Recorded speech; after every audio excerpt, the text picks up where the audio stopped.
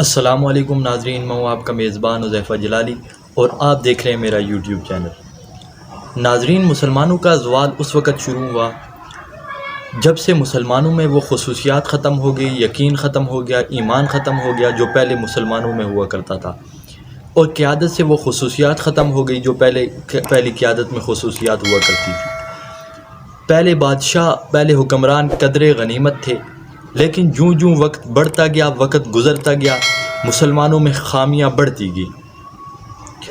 مسلمانوں کے زوال کے اسباب میں سے سب سے پہلا اور بڑا سبب جو ہے وہ دین اور سیاست میں تفریق آ چکی ہے۔ پہلے جو حکمران ہوا کرتے تھے، جو حکمران ہوتا تھا وہی مسلح کا امام ہوتا تھا، وہی قاضی ہوتا تھا، وہی کمانڈر ان چیف ہوا کرتا تھا، اس کے پاس دین کی بھی تمام تر معلومات ہوا کرتی تھی اور سیاست کا بھی بہت علم ہوا کرتا تھا۔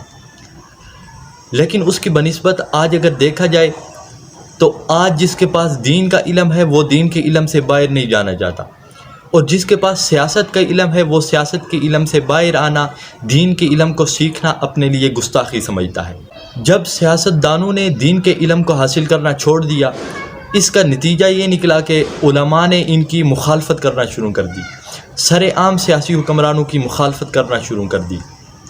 اس سے سیاسی حکمرانوں کو تو کوئی نقصان نہ پہنچا، مگر ہمارے علماء مسجد کی حد تک محدود رہ گئے۔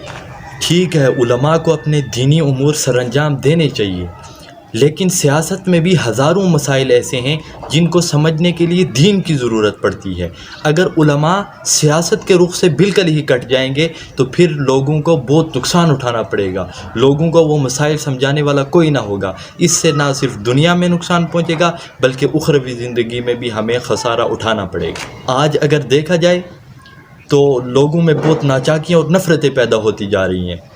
ایک ہی گھر کے تمام افراد کے قول و فعل میں آپس میں تضاد پایا جا رہا ہے، خاوند کچھ اور کہتا ہے، بیوی کچھ اور کہتی ہے، اور ایک اپنے موقف پر ڈٹا نظر آتا ہے۔ مسلمانوں کی ترقی کا راز، مسلمانوں کی طاقت کا راز صرف دو چیزوں میں ہے، ایک ایمان اور دوسرا اتحاد۔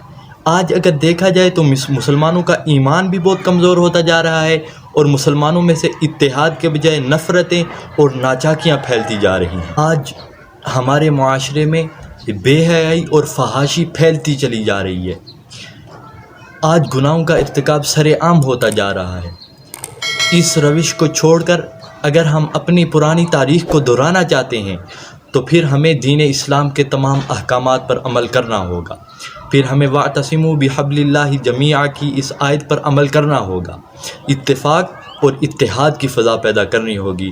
والسلام، آپ کا بھائی حذیفہ جلالی۔